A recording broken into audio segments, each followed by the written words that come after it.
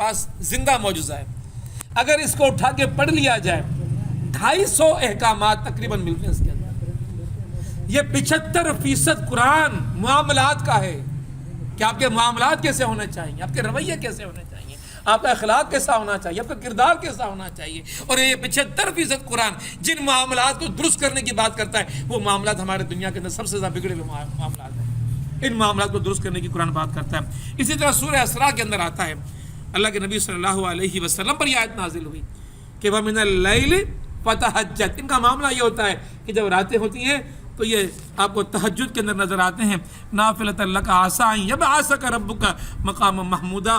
راتوں کو تہجد پڑھا کرو, اللہ کے نبی صلی اللہ علیہ وسلم کو حکم, راتوں کو تہجد پڑھا کرو. اور یہ حکم اللہ رب العالمین نے صرف تجھے دیا ہے, تہجد کا حکم صرف محمد مصطفیٰ صلی اللہ علیہ وسلم کو ہے. باقی امتوں کے اوپر یہ فرض نہیں کیا گیا, امتوں پر فرض نہیں کیا گیا. یہ اللہ کے نبی صلی اللہ علیہ وسلم کی سنت سمجھ کے نفل کے طور پہ ادا کرنا چاہیں تو کریں, لیکن آقا نامدار حضرت محمد مصطفیٰ صلی اللہ علیہ وسلم کو معاملہ تھا. اور اگر یہ تم کرو گے, یہ اس لیے بھی ضروری ہے کہ رب کائنات نے فیصلہ کیا ہے کہ تمام تر امتی ایک طرف اور میرے محمد مصطفیٰ مقام محمودہ ان کا ایک خاص مقام ہے جہاں پر محمد مصطفیٰ کو پہنچایا جانا ہے. لہٰذا اس خاص مقام پر جانے والا فرد ایک خاص عبادت سے گزرے گا, اور وہ عبادت کون سی ہوگی؟ تہجد کی عبادت ہوگی. اور وہ عبادت کے جس کے اندر انسان دنیا سے کٹ جاتا ہے, دنیا کو ایک طرف رکھ کر, دنیا سے دور ہو کر اللہ رب العالمین کے پیارے پیغمبر آقا نامدار محمد مصطفیٰ صلی اللہ علیہ وسلم نے کردار ادا کیا. اب دیکھیے اگلی آیت میں کیا آتا ہے, قم اللیل الا قلیلا. کھڑے ہو جائیے, کہاں کھڑے ہو جائیے؟ اللیل. عربی زبان کے اندر الف لام لگ گیا لیل کے ساتھ, تو اللیل سے مراد یہ بنی کہ پوری رات, یعنی کہ اس کا جو انداز بنتا ہے عربی زبان کا اسلوب بنتا ہے گرامیٹیکل حساب سے, تمہیں حکم دیا جا رہا ہے کہ تم کھڑے ہو جاؤ اللیل, رات کے اندر کھڑے ہو جاؤ. اور جب ال لگ گیا تو پوری رات کی بات آ گئی. تو پوری رات تو مقصود نہیں تھی یہاں پر. پھر مزید وضاحت کے لیے فرمایا گیا کہ الا قلیلا, یا اس سے کچھ کم کے مقدار کے اندر آپ نے اس رات کو کھڑے ہونا ہے تاکہ اپنے آپ کو اس مقام, اس کام, اس مقصد کے لیے تیار کر سکیں جو رب کائنات نے آپ کے حوالے کیا ہے. اب معاملہ کیا ہے؟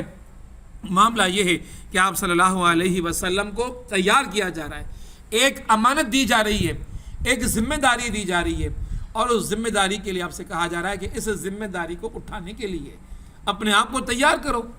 اس تیاری کے مراحل کے اندر جو ٹریننگ دی جا رہی ہے, کسی کو بھی کسی کام پر اتارا جاتا ہے دنیا کے اندر تو پہلے اس کو ٹریننگ دی جاتی ہے, تربیت دی جاتی ہے تاکہ وہ اس کام کو اٹھانے کا اہل ہو سکے. تو آپ صلی اللہ علیہ وسلم کو تربیت کے لیے کہا جا رہا ہے کہ اٹھیے, اپنے آپ کو تیار کیجئے. قم اللیل الا قلیلا, رات کو جاگیے. اب چونکہ یہ رات اللیل کے اندر پوری رات آ رہی تھی تو وضاحت کرنا ضروری ہو گئی کہ پوری رات نہیں کہنا چاہ رہے, رات میں ایک قلیل حصہ آپ اپنے آپ کو جاگیے, کھڑے ہو جائیے. اور کیوں یہ کام کروایا جا رہا ہے, کیوں اللہ کے نبی صلی اللہ علیہ وسلم سے یہ کہا جا رہا ہے کہ آپ کھڑے ہو جائیے؟ یہ اس لیے کہا جا رہا ہے کہ اللہ کے نبی صلی اللہ علیہ وسلم کے حوالے ایک بہت بڑا وزن, بھاری ذمہ داری دی جا رہی ہے. اور کیسی ذمہ داری دی جا رہی ہے؟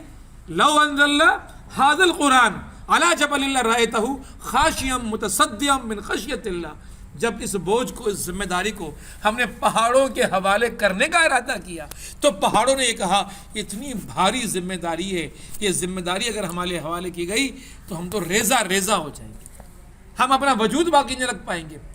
یہ انسان ہے, وَحُمِلَتِ الْإِنسان, انسان نے اپنے آپ کو اس کا حامل سمجھا اور اس ذمہ داری کو اٹھانے کے لیے اپنے آپ کو تیار کیا. انسان کے اوپر بہت بڑی ذمہ داری, ایسی ذمہ داری کہ جس کے بعد بڑے مارکے ہوں گے, بڑی مخالفتیں ہوں گی, اور انسان اس ذمہ داری کو ادا کرنے کے لیے ایک جنگ میں اترنے والا ہے. اور یہ جنگ دو طرفہ جنگ ہے, بلکہ اگر کہا جائے تو چومکھی جنگ ہے. ایک تو دشمنوں سے جنگ ہے جو سامنے کھڑے ہوئے, اور ایک اندر کی جنگ ہے, اندر سے ایک جنگ ہوتی ہے.